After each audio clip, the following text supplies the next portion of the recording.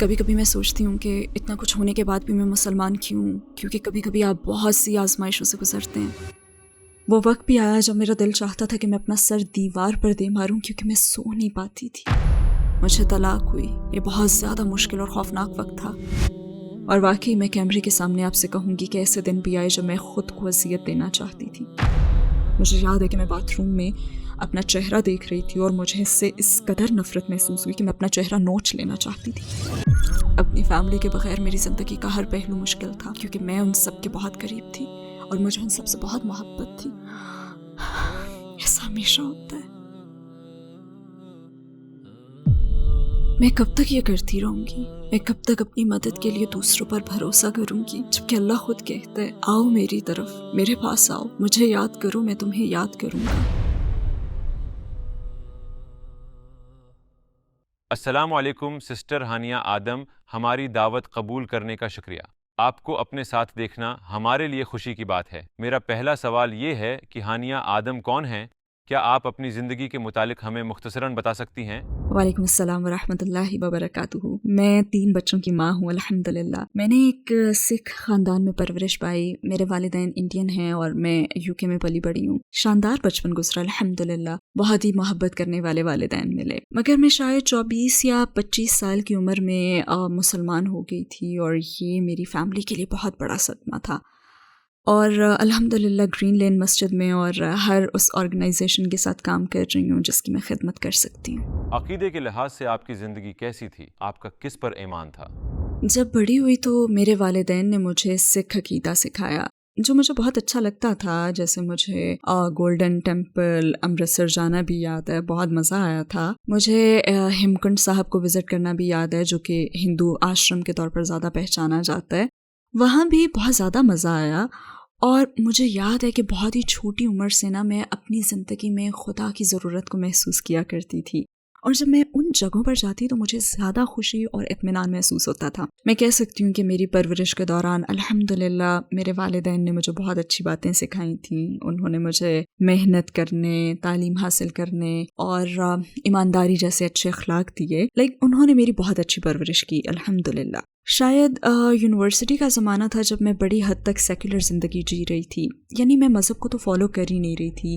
ہاں، ایک روحانی تعلق ضرور تھا، مگر میں کسی مذہب پر عمل نہیں کرتی تھی۔ میں آپ کو سچ بتاؤں گی کہ شراب پینا میرے لیے کوئی مسئلہ نہیں تھا، جیسا چاہتی میں وہ ویسا ہی لباس پہنتی، کوئی مسئلہ تھا ہی نہیں، بلکہ یہ سب تو میرے لیے نارمل تھا۔ مجھے اس میں کوئی خرابی نہیں لگتی تھی، یہ میرا نارمل لائف سٹائل تھا اس وقت۔ تو مسلمان ہونے سے پہلے میں بس ایسی ہی زندگی گزار رہی تھی۔ آپ نے اسلام کے متعلق پہلی بار کب سنا؟ کیا آپ کے ذہن میں کوئی تعصب تھا؟ ہاں، شاید میں تھوڑی سی اسلاموفوبک تھی۔ میں سوچتی تھی کہ تب عراق اور دوسری جگہوں پر کافی کچھ چل رہا تھا، اور شاید میں اللہ اکبر کے الفاظ سن کر خوفزدہ ہو جاتی تھی۔ یہ الفاظ مجھے خوفزدہ کر دیتے تھے، اور میں یہ سمجھتی تھی کہ سارے مسلمان مرد بہت سخت ہوتے ہیں، اپنی بیویوں کو مارتے ہیں، اور بس اس طرح کی سوچیں تھیں۔ اور حضرت عائشہ رضی اللہ تعالی عنہا اور ان کی عمر کا جو معاملہ تھا وہ ہمیشہ میرے ذہن میں رہتا تھا، مطلب بہت سے الٹے خیالات تھے۔ میں یہ سوچتی تھی کہ مسلمان عورتیں جو ہیں وہ تو بہت مظلوم ہیں، انہیں حجاب کیوں پہنایا جاتا ہے، یہ تو ٹھیک نہیں ہے۔ میرے بہت سے اعتراضات تھے۔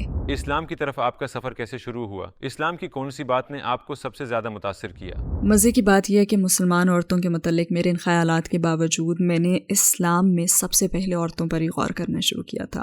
میں نے انٹرنیٹ پر بہت سے لیکچر سنے، میں نے بہت کچھ پڑھا۔ وہ دارالسلام کی ایک کتاب ہے اسلام کی عظیم عورتیں، بہت شاندار کتاب ہے۔ میرا خیال تھا کہ مسلمان عورتیں ہیں وہ بہت مظلوم ہیں، لیکن جب میں نے اسلام کا مطالعہ شروع کیا تو مجھے احساس ہوا کہ اصل میں معاشرہ ہی عورتوں پر ظلم کر رہا ہے۔ اسلام تو بہت ایڈوانسڈ مذہب ہے، در حقیقت یہ اتنا زیادہ ایڈوانسڈ ہے کہ شاید ہم ہی بطور معاشرہ ابھی تک اس تک پہنچ ہی نہیں سکے، اور انشاءاللہ یہ ایک بار پھر سے ابھرے گا، کیونکہ اس وقت جنسی شناخت اور خواہشات کے حوالے سے ہمیں جن بھی مسائل کا سامنا ہے، میرے خیال میں تو اسلام کے پاس ہی ان سب کا جواب ہے۔ اور شاید وہ وقت بھی آ چکا ہے کہ اب ہم اس میں دلچسپی لیں، کیونکہ اسلام عورتوں کو کئی طرح سے آزادی دیتا ہے، در حقیقت وہ عورتوں کو اس مقام پر رکھتا ہے۔ تو اگر معاشرہ یہ بات سمجھ لینا تو وہ میری طرح مان لے گا کہ سبحان اللہ۔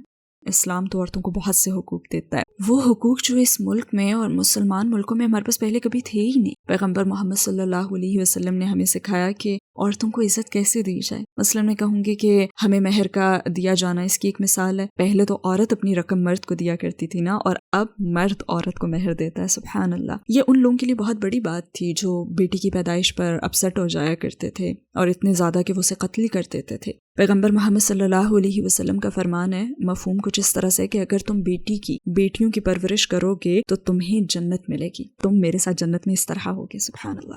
اور پھر چھوٹی سے چھوٹی بات، جیسے کہ عورت اگر آپ سے لڑ رہی ہے، بحث کر رہی ہے، جب غصہ آ جائے تو خاموش ہو جاؤ۔ انہوں نے یہی کیا، وہ خاموش ہو جاتے، یعنی عورتوں کو بھی جذبات ظاہر کرنے کا موقع دیا۔ سبحان اللہ، کون سا دین آپ کو یہ باتیں سکھاتا ہے؟ میں ایسی بہت سی مثالیں دے سکتی ہوں، مگر شاید پھر آپ کی ریکارڈنگ کبھی ختم ہی نہ ہو۔ یعنی آپ اسلام میں عورتوں کی حیثیت سے متاثر ہوئیں اور اس کے علاوہ بھی کسی چیز نے متاثر کیا؟ سچ یہ ہے کہ جب میں یونیورسٹی میں تھی تو میں ایسی زندگی گزار رہی تھی جہاں مجھے بہت زیادہ آزادی حاصل تھی۔ یعنی جب کسی کو اتنی زیادہ آزادی حاصل ہو، وہ باہر جاتی ہو، کلبنگ، ڈانسنگ، وہ شراب پیتی ہو، یہ لائف سٹائل ہو، تو ایسے میں نا پھر اسے ہمیشہ خوشی کے اگلے لمحے کی تلاش رہتی ہے، یا پھر وہ دوسرے شخص کی طرف سے نا عزت افزائی کے الفاظ سننا چاہتی ہے جو کہ اسے کہے کہ او واو بہت پیاری لگ رہی ہو، یا آئی لو یو۔ اور ایک لڑکی کی حیثیت سے نا وہ بس دوسروں ہی کی طرف دیکھتی ہے جو اسے اس طرح سے عزت دیں، جبکہ اسلام میں آپ کو یہ سب کرنے کی ضرورت نہیں ہوتی۔ یہاں عزت افزائی دوسروں کی طرف سے نہیں آتی۔ پیغمبر محمد صلی اللہ علیہ وسلم نے ہمیں سکھایا کہ ہماری قبولیت سب سے پہلے اللہ سبحانہ و تعالیٰ کی طرف سے ہوتی ہے، اور جب آپ اللہ اور پیغمبر محمد صلی اللہ علیہ وسلم سے محبت کرنا سیکھ لیتے ہیں نا تو پھر عجیب اطمینان محسوس کرتے ہیں۔ آپ کو یہ الفاظ سننے کے لیے نا پھر کسی بھی مرد پر بھروسہ نہیں کرنا پڑتا، اور اگر وہ بھی آپ کو مل جائے تو یہ تو اللہ کی رحمت ہے نا، اور آپ اس طرح ساتھ ہو جاتے ہیں، اس طرح نہیں، اس طرح ساتھ۔ اللہ سبحانہ و تعالیٰ قرآن میں فرماتے ہیں کہ اس نے مردوں اور عورتوں کو برابر مگر مختلف بنایا۔ یہ کتنی کمال کی بات ہے نا یہ۔ اور میں نے اس سے یہ سمجھا ہے کہ جب اللہ سبحانہ و تعالیٰ آپ کو کہتے ہیں نا کہ عورت خود کو ڈھانپ کر رکھے، حجاب پہنے، تو اس لیے کہ اس نے ہمیں ایک دوسرے سے مختلف بنایا ہے۔ مجھ میں اچھا لگنے، خوبصورت لگنے کی خواہش ہو سکتی ہے، مگر اللہ نے مردوں کو مختلف بنایا ہے۔ وہ آپ کو دیکھ کر یہ سوچ سکتا ہے کہ میں اس کے پاس جا سکتا ہوں، میں یہ کر سکتا ہوں، یا پھر یہ میں کہہ سکتا ہوں۔ لہٰذا اللہ فرماتا ہے کہ خود کو محفوظ بناؤ، خود کو ڈھانپ کر رکھو، مگر مرد میں خواہش ہمیشہ رہے گی۔ ہاں، جب یہ تعلق حلال ہو جائے تو آپ اس سے لطف اندوز ہوتے ہیں، اور اگر آپ کے پاس نہ ہو تو پھر آپ غیر مطمئن رہتے ہیں۔ وہ کون سی بنیادی بات ہے جس نے آپ کو قائل کیا کہ اسلام ہی 100% سچ ہے؟ السلام علیکم بھائیوں اور بہنوں، ہمیں احساس ہوا ہے کہ ہمارے چینل پر 80% ناظرین بشمول اس ویڈیو کے ہمارے سبسکرائبرز نہیں ہیں۔ جیسا کہ آپ جانتے ہیں کہ ہم غیر منافع بخش تنظیم ہیں اور ہماری ویڈیو پر اشتہارات غیر فعال ہیں۔ ٹوورڈز ایٹرنیٹی صرف ایک یوٹیوب چینل ہی نہیں بلکہ ایک مدرسہ بھی ہے۔ یہاں ہم خود کو اور نوجوانوں کو اسلامی تعلیم سے آراستہ کرتے ہیں، لہٰذا ہمارے اس مطالبے کا واحد مقصد سچائی کو پھیلانا ہے۔ ہو سکتا ہے بظاہر یہ چھوٹا عمل لگے، لیکن انشاءاللہ یہ ہمیں لاکھوں لوگوں تک پہنچنے میں مدد کرے گا۔ آئیے اب لائک اور سبسکرائب بٹن پر کلک کریں اور ساتھ مل کر ٹوورڈز ایٹرنیٹی کا سفر کریں۔ وہ کون سی بنیادی بات ہے جس نے آپ کو قائل کیا کہ اسلام ہی 100% سچ ہے؟ گرین لین مسجد جانے کے حوالے سے مجھے وہاں پہلی مرتبہ جانا یاد ہے، جب میں نے بہت ساری ایسی بہنوں کو دیکھا جو سر سے پیر تک سیاہ برقعے میں ڈھکی ہوئی تھیں۔ یہاں ہیری پوٹر کا ذکر کرنا تھوڑا فنی ہوگا، مگر وہاں مجھے ہیری پوٹر کا ایک سین یاد آ گیا جب ہاگورٹس میں وہ سب ایسے ہی لباس میں تھے، تو میرے ذہن میں پہلی چیز یہی آئی تھی، اور پھر میں نے سوچا واو، انہوں نے اپنی مرضی سے یہ لائف سٹائل چنا ہے۔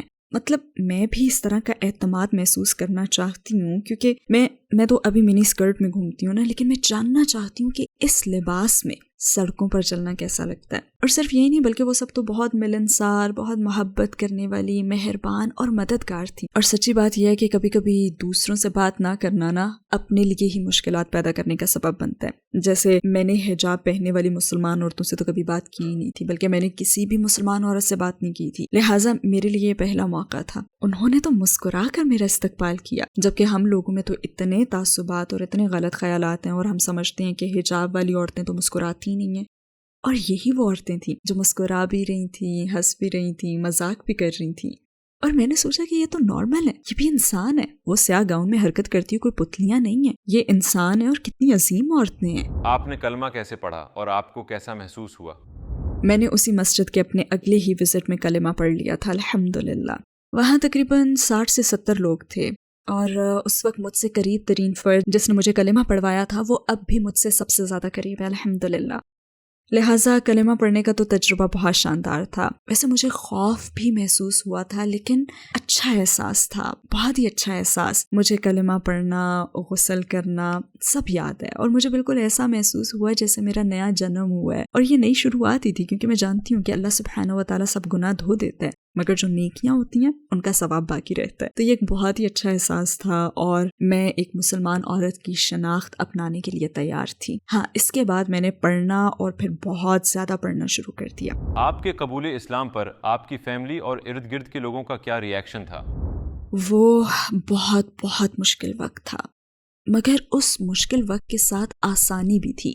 ہاں، میں نے اسے نہیں پہچانا کیونکہ انہوں نے مجھ سے تعلق بالکل ہی توڑ لیا تھا. لہٰذا میرے پاس سوائے اللہ کے کوئی نہیں تھا. اسلام قبول کر کے میری شادی بھی بہت مشکل کا شکار ہو گئی تھی. بچوں کی ماں ہونا خود ایک بہت بڑی مشکل ہے. اپنی فیملی کے بغیر میری زندگی کا ہر پہلو ہی مشکل تھا کیونکہ میں ان سب کے بہت قریب تھی اور مجھے ان سب سے بہت محبت تھی. وہ وقت بھی آیا کہ جب میرا دل چاہتا تھا کہ میں اپنا سر دیوار پر مار دوں کیونکہ میں سو نہیں پاتی تھی. جب آپ اتنی اذیت میں ہوں تو دماغ سکون نہیں پاتا اور دماغ میں بار بار خیالات کی بھرمار رہتی ہے. میں جس بھی چیز کی طرف دیکھتی تو سب سے پہلے اپنے ماں باپ اور اپنی فیملی کی طرف میرا دھیان جاتا. اگر میں سپر مارکیٹ جاتی تو مجھے ویکینڈز پر اپنے ابو کے ساتھ سپر مارکیٹ جانا اور گروسری کی شاپنگ کرنا یاد آتا. اگر میں آسٹا میں کوئی گانا سنتی تو اس گانے پر اپنی بہن کے ساتھ ڈانس کرنا یاد آتا. اور اگر میں ٹی وی پر کوئی پروگرام دیکھتی تو اپنے بھائی کے ساتھ اسے دیکھنا یاد آتا. اور جب میری شادی شدہ لائف میں کوئی مشکل آتی تو بھی میں دوڑ کر اپنی فیملی کے پاس جانا چاہتی تھی لیکن میں جا نہیں سکتی تھی. تو بس بے بسی سے باہر نکل کر میں کار میں بیٹھ جایا کرتی تھی. تو وہ بہت زیادہ مشکل وقت تھا. اپنی فیملی کے بغیر جینا بہت مشکل ہے. تب بھی بہت مشکل تھا اور اب بھی مشکل ہے. لیکن مسلمان کی حیثیت سے ہم اس پر صبر کرتے ہیں اور ہم صحابہ کے قصوں سے جانتے ہیں کہ ان کے ساتھ بھی یہی ہوا تھا اور انہیں فیملی نے چھوڑ دیا تھا. ہم جانتے ہیں کہ پیغمبر محمد صلی اللہ علیہ وسلم نے اپنے چچاؤں کو کہا تھا کہ دیکھیں میں مختلف زندگی گزاروں گا.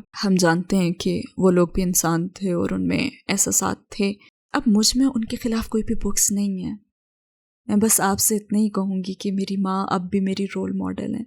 وہ اب بھی مجھے دنیا کی ہر چیز سے زیادہ پیاری ہیں. بالکل ایسے جیسے محمد صلی اللہ علیہ وسلم کو اپنے غیر مسلم چچا سے محبت تھی. وہ اپنے چچا کے لیے روئے اور ان کے لیے سب کچھ کیا. میرے بھی اپنی ماں کے لیے وہی احساسات ہیں. وہ ایک شاندار عورت ہیں اور انہیں اس رویے کا حق ہے. میں نے ان کا دل توڑا ہے اور میں اپنی موت تک نہ اپنی ماں کا دل دکھانے کے لیے ان سے معافی مانگتی رہوں گی. لہٰذا میں ان کے لیے دعا کرتی ہوں. مجھے ان سب سے محبت ہے اور میں آپ کو کہہ سکتی ہوں کہ وہ لوگ بہت اچھے انسان ہیں. ہاں، مجھے پچھتاوا صرف یہ ہے کہ میری وجہ سے میرے والدین کی آنکھوں میں آنسو آئے. میرے خیال میں وہ وقت بھی آیا جب میں اسلام اور اپنے فیصلے کا دفاع کرنے کی کوشش کر رہی ہوتی تھی اور شاید اس سب میں نے اپنی ماں سے بہت تیز آواز میں بات کی اور شاید کسی وقت ان پر میں چیخی بھی تھی. مجھے پچھتاوا ہے کیونکہ اللہ سبحانہ و تعالیٰ قرآن میں فرماتے ہیں مفہوم کچھ اس طرح سے ہے کہ تم اپنے والدین کے ساتھ انتہائی عزت سے پیش آؤ چاہے وہ مسلمان ہوں یا نہ ہوں. کبھی کبھی میں سوچتی ہوں کہ اتنا کچھ ہونے کے بعد بھی میں مسلمان کیوں ہوں؟ کیونکہ کبھی کبھی آپ بہت سی آزمائشوں سے گزرتے ہیں. جیسے میں نے کہا نا کہ میرے دماغ میں ہمیشہ یہ سوچ رہتی تھی کہ جیسے میری فیملی میرے پاس ہے نا، وہ تقریباً مجھ سے صرف 1 گھنٹے کی مسافت پر رہتے ہیں اور پھر بھی میں اب تک یہ زندگی کیوں گزار رہی ہوں جبکہ میں اتنی مشکل میں ہوں. میں اپنے بچوں کے لیے مالی طور پر ہر لحاظ سے جدوجہد کر رہی ہوں، پھر بھی میں مسلمان کیوں ہوں؟ اور میرے خیال میں نا یہی بات مجھے ثابت قدم رکھتی ہے. کیونکہ مثال کے طور پر مجھے طلاق ہوئی. یہ بہت زیادہ مشکل اور خوفناک وقت تھا اور اس وقت میں بالکل اکیلی تھی اور بالکل سچ کہوں گی کہ میرے لیے زندہ رہنا بھی مشکل ہو گیا تھا.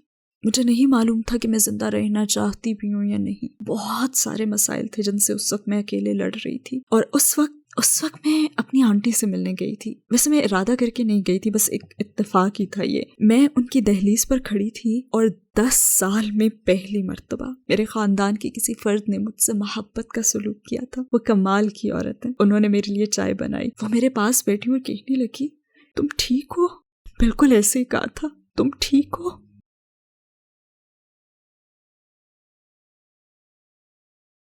ایسا ہمیشہ ہوتا ہے. یہ میری آنٹی تھی. میرے خاندان کے کسی فرد نے پہلی مرتبہ مجھ سے پوچھا تھا تم ٹھیک ہو؟ اور انہوں نے پوچھا کہ تم آگے کیا کرو گی، تمہارا کوئی پلان ہے؟ کیونکہ میرے پاس کچھ نہیں تھا. میرے پاس بس میرے 3 بچے تھے اور خدا کی قسم میں اپنا گھر نہیں چھوڑنا چاہتی تھی. میں وہاں بیٹھی اور میں نے سوچا خدا کیا ہو جاتا اگر میں اپنا اسلام چھپا کر رکھتی، اپنے اسلام کو اپنے دل میں ہی رکھتی. لیکن اگر میں گھر واپس آ جاؤں تو، کیونکہ وہ مجھ سے محبت کرتی ہیں اور میں ان کے ساتھ رہنا چاہتی ہوں. میں ان کا گھر چھوڑ کر نہیں آنا چاہتی تھی، میں ان کے گھر میں رہنا چاہتی تھی. میں ہر چیز چھوڑ دینا چاہتی تھی بس اپنا دین نہیں. اور میں نے سوچا میں اسے چھپا سکتی تھی. میں اوپر کی منزل پر نماز پڑھ لیتی جب کوئی نہ دیکھ رہا ہوتا مجھے. میں گھر واپس جانا چاہتی تھی. قدر اللہ میری دادی جنہوں نے مجھے ان 10 سالوں میں نہیں دیکھا تھا، بہت زیادہ بوڑھی تھیں. وہ کمرے سے باہر آئیں اور قریب ہی تھا کہ وہ مجھے دیکھ لیتی. میری آنٹی نے مجھے کہا کہ فوراً چلی جاؤ، گھر سے باہر نکل جاؤ، کیونکہ اگر انہوں نے تمہیں دیکھ لیا تو وہ بہت بوڑھی ہیں اور ہمیں نہیں پتا کہ آگے کیا ہوگا. بس انہوں نے مجھے گھر سے پچھلے دروازے سے بس نکل بھاگنے کو کہا اور مجھے گھر سے نکلنا پڑا. کوئی گڈ بائی نہیں، کوئی الوداعی بات نہیں. اور میں جلدی سے گھر سے نکل گئی اور اپنی کار میں بیٹھی اور میرا پہلا ریاکشن یہ تھا کہ کسی کو فون کروں، کیونکہ اب بس میں گھر پر رکنا چاہتی ہوں. میں اپنی فیملی میں واپس جانا چاہتی ہوں. میرے پاس کچھ نہیں ہے، میرے پاس کوئی نہیں ہے. اور پہلا کام جو میں نے کیا وہ یہ تھا کہ میں نے اپنی انتہائی نیک سیرت دوست کو فون کیا، مگر اس نے فون نہیں اٹھایا. میں چاہتی تھی کہ وہ مجھے دلاسا دے کہ نہیں پیاری دوست، سب ٹھیک ہے، اٹس اوکے. پھر میں نے دوسری دوست کو فون کیا کیونکہ اس کی قرات خوبصورت اور میرا قرآن سننے کا دل چاہ رہا تھا، لیکن اس نے بھی فون نہیں اٹھایا. اور پھر میں نے سوچا کہ میں کب تک یہ کرتی رہوں گی، میں کب تک اپنی مدد کے لیے بس دوسروں پر بھروسہ کروں گی، جبکہ اللہ تو خود کہتا ہے آؤ میری طرف، میرے پاس آؤ، تم مجھے یاد کرو، میں تمہیں یاد کروں گا. آپ کا تو اپنے اللہ سے رابطہ ڈائریکٹ ہے. اور پھر میں کار میں بیٹھ گئی اور میں نے آیت الکرسی پڑھی، میں نے 3 کل پڑھے اور میں نے اللہ سے التجا کی میرا دین قائم رکھنا. میں اس وقت اللہ سبحانہ و تعالیٰ کے سامنے گڑ گڑائی، میرا دین قائم رکھنا، بس میرا دین قائم رکھنا. میں اس کے لیے سب کچھ سہنے کے لیے تیار ہوں، بس مجھے مسلمان کی موت دینا. میں نے یہ دعا کی. اور میرے خیال میں یہ ایک اور اہم ترین لمحہ میری زندگی میں آیا تھا جب میں نے جانا کہ ہاں میں مسلمان ہوں. کیونکہ شیطان آپ کے پاس بہت مرتبہ آئے گا اور اسلام کے بارے میں آپ کے دل میں وسوسے پیدا کرے گا. کیا میں مسلمان ہوں؟ میں کس کے لیے مسلمان ہوں؟ میں کیوں مسلمان ہوں؟ مجھے اسلام کے متعلق کون سی بات آخر پسند ہے؟ شیطان آپ کے پاس اس وقت آئے گا جب آپ بہت کمزور اور بے بس ہوں گے. شیطان آپ کے پاس آتا ہے. لہٰذا دین سیکھنے کے وہ تمام 9-10 سال اس وقت ڈھال بن کر میرے سامنے آ گئے تھے. لہٰذا میں بچوں سے بھی بس یہی ایک بات کہتی ہوں کہ کیونکہ وہ بھی نہ سمجھ ہے نا، وہ اسلام کی روحانیت کو محسوس ہی نہیں کر سکتے، وہ بھی بہت چھوٹے ہیں اور ان کی نظر میں زندگی بہت بڑی ہے. میں انہیں کہتی ہوں کہ علم سیکھتے رہو، کیونکہ آپ نہیں جانتے کہ جس لمحے آپ مشکل میں گھرتے ہو تو جو کچھ آپ نے سیکھا ہوتا ہے نا، چاہے سیکھنے کا مقصد جانے بغیر ہی سیکھا ہو، وہ آپ کی مدد کے لیے آتا ہے اور مشکل وقت میں آپ اور آپ کی زندگی کو بچاتا ہے. تو جب آپ کی امی کہیں نا کہ مدرسے جاؤ، جب آپ کی امی آپ سے کہیں چلو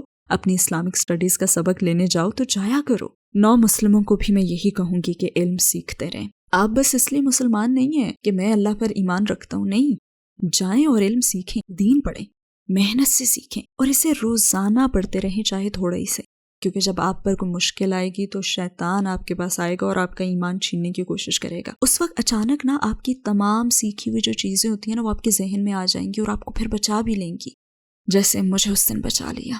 میں آپ کے سامنے اور مثالیں بھی دے سکتی ہوں، اور واقعی کیمرے کے سامنے میں آپ سے کہوں گی کہ ایسے دن بھی آئے جب میں خود کو اذیت دینا چاہتی تھی. مثلا مجھے یاد ہے کہ میں باتھ روم میں اپنا چہرہ دیکھ رہی تھی اور مجھے اس سے اس قدر نفرت محسوس ہوئی کہ میں اپنا چہرہ نوچ لینا چاہتی تھی. اور بدترین چیز یہ کہ ایسی کیفیت باتھ روم میں ہوئی تھی جہاں پہ آپ اعوذ باللہ من الشیطان الرجیم بھی نہیں پڑھ سکتے. جب آپ بے بس ہونا تو اس وقت کبھی بھی باتھ روم نہ جائیں. خیر بہرحال پھر میرے ذہن میں نا ایک آواز گونجی کہ کھڑکی سے باہر دیکھو. میں نے کھڑکی سے باہر دیکھا تو آسمان نظر آیا. میں بس تیزی سے سیڑھیاں اتری اور اپنے دروازے کھول کر میں گارڈن میں چلی گئی. میں نے آسمان کی طرف دیکھا، اوپر آسمانوں میں دیکھا، کیونکہ مجھے قرآن کی آیت یاد ہے، شاید یہ قرآن میں ہے یا شاید حدیث ہے. اللہ سبحانہ و تعالیٰ فرماتے ہیں، اس کا مفہوم کچھ یوں ہے کہ ایمان والوں کو چاہیے کہ وہ آسمان کو دیکھیں جو ان کے لیے ایک نشانی ہے. اور بس میں اپنے گھٹنوں پر بیٹھ گئی اور اللہ سے التجا کی، یا اللہ مجھے دین پر قائم رکھنا. اسی میں آزادی ہے، اسی میں اطمینان ہے، جس میں ہمیں کسی بھی انسان پر بھروسہ کرنا ہی نہیں پڑتا. آپ کو کسی اور انسان کی ضرورت نہیں رہتی، آپ کو اپنی زندگی میں اللہ سبحانہ و تعالیٰ کی ضرورت ہوتی ہے. اور بس میں نے یہی کیا، لہٰذا میں نے خود کو اذیت نہیں دی کیونکہ میرے پاس اللہ ہے.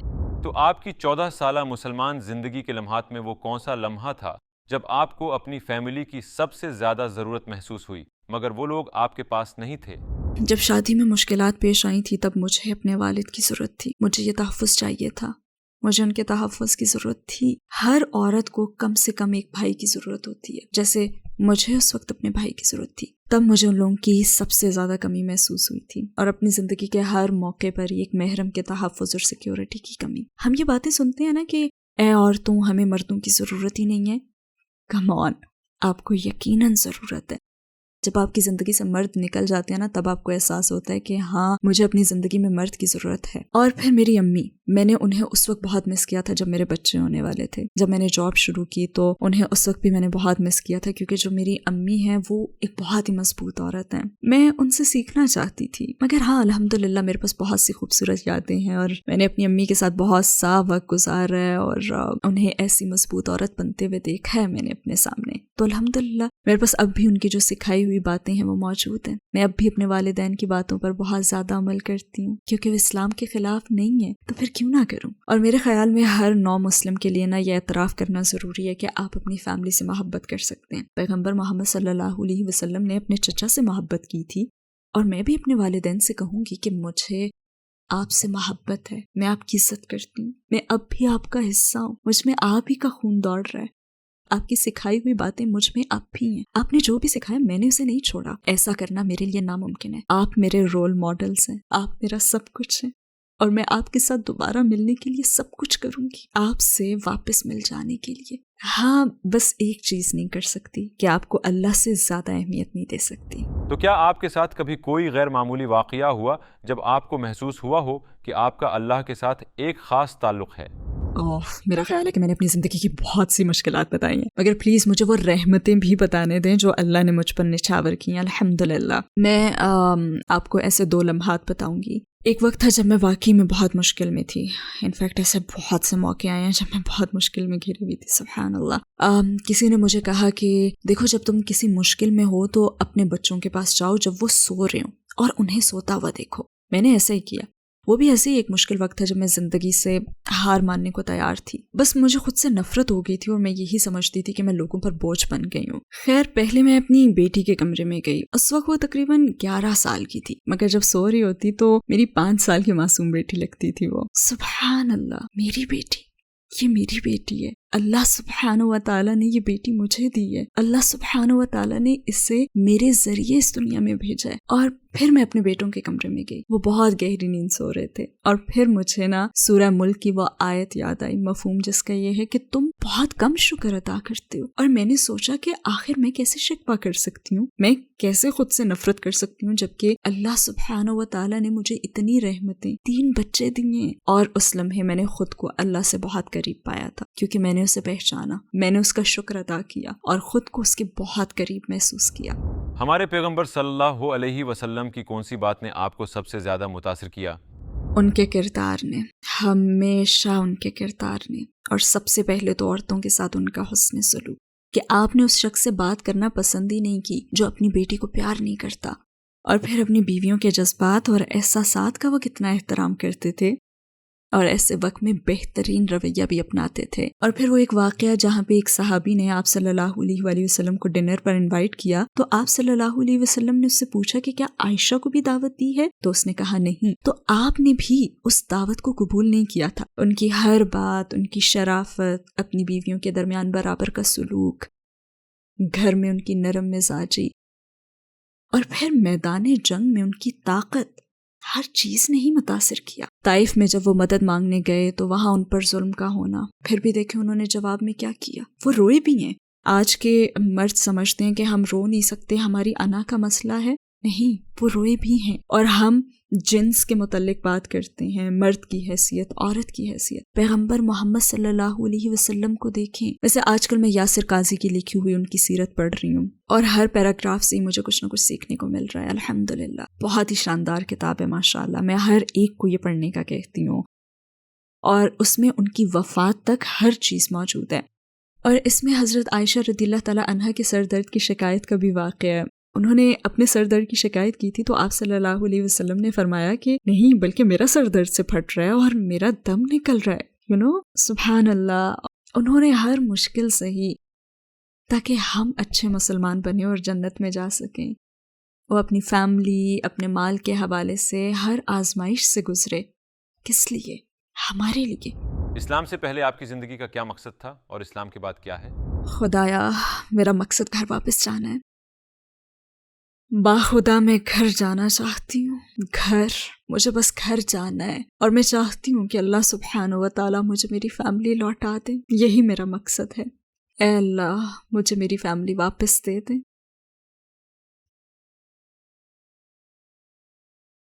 یہ تھوڑی سی زندگی ہے. میں ہر وقت خود کو یہی سمجھاتی ہوں کہ یہ دنیا کی زندگی تو بس ذرا سی زندگی ہے. ہم یہاں ہمیشہ کے لیے نہیں ہیں. میں بس گھر جانا چاہتی ہوں. آخر میں آپ ان لوگوں کو کیا کہیں گی جو آپ کو دیکھ رہے ہیں، جن کے دل اسلام کے قریب آ رہے ہیں مگر اپنے رشتہ داروں اور قریبی لوگوں کے رد عمل سے خوفزدہ ہیں؟ اپنا اصل مقصد ذہن میں رکھیں. آپ کا اصل مقصد ہے، دیکھیں، چاہے آپ میں ایک ذرہ ایمان ہو نا، چاہے آپ میں ایمان کا ذرا سا ہی احساس ہو، آپ کا اصل مقصد جنت میں پہنچنا ہے. اگر آپ واقعی اس پر ایمان رکھتے ہیں کہ خدا کا وجود ہے، تو میں کہوں گی کہ سب سے پہلے آپ علم حاصل کریں. یہ جو آپ کا ذرہ برابر ایمان ہے نا، آپ اس پر جمے رہیں اور علم سیکھتے رہیں. شیطان کو اپنے پاس نہ آنے دیں کہ کہیں وہ اتنا سا ایمان بھی نہ لے جائے، کیونکہ شروع میں وہ اس کی سخت کوشش کرے گا. شیطان آپ کے پاس بھرپور انداز میں آئے گا اور آپ کو دوبارہ کافر بنانے کی کوشش کرے گا. اس لیے سیکھیں، خود کو علم دیں، اپنے مقاصد طے کریں، اپنے ذہن میں اپنا ٹارگٹ رکھیں. اور میں آپ کو بتاؤں کہ میرے ذہن میں یہ خیالات آتے تھے، میرے دماغ میں یہ باتیں چلتی تھی. ایک منفی آواز تھی اور پھر ایک اچھی آواز ابھرتی تھی. کبھی کبھی آپ کو یہ کرنا پڑتا ہے، آپ کو یہ بلند آواز سے کہنا پڑتا ہے، اے اللہ، مجھے تیری ضرورت ہے، مجھے صراط مستقیم پر چلا. اگر میں ان سوالات کے بارے میں سوچوں کہ مجھے اپنی فیملی کے ریاکشن کے باعث ایسا کرنا چاہیے یا نہیں، تو آپ یہ سوچ لیا کریں کہ آپ اکیلے دنیا سے جائیں گے. جب آپ کو قیامت میں کھڑا کیا جائے گا تو آپ کی فیملی آپ کی مدد نہیں کرے گی. اگر آپ ابھی قیامت کے دن پر ایمان لانے کے درجے پر نہیں پہنچے، کیونکہ کچھ لوگ ابھی سیکھ رہے ہیں نا، تو یہ سوچ لیا کریں کہ اس دنیا میں مجھے اپنی فیملی سے کیا فائدہ مل رہا ہے اور مجھے روحانیت سے، خدا پر ایمان لانے سے کیا فائدہ مل رہا ہے. تو اس مرحلے پر میں یہی کہوں گی کہ سب سے اہم چیز ہے علم سیکھنا. بس علم حاصل کرتے رہیں، کیونکہ یہ آپ کو منزل تک پہنچا دے گا. اور اپنے دل میں سچی تڑپ رکھیں کہ آپ وہاں تک پہنچنا چاہتے ہیں. اللہ تعالیٰ فرماتے ہیں، مفہوم یہ ہے کہ میری طرف قدم بڑھاؤ، رکے نہ رہو. تو ایسے کہا جا سکتا ہے کہ دین میں ہمیں اللہ کی طرف بڑھنے کی ترغیب دی گئی ہے. اگر آپ مسلمان ہونے کا سوچ رہے ہیں تو ایک اور قدم آگے بڑھائیں، اللہ آپ کی طرف دوڑ کر آئے گا.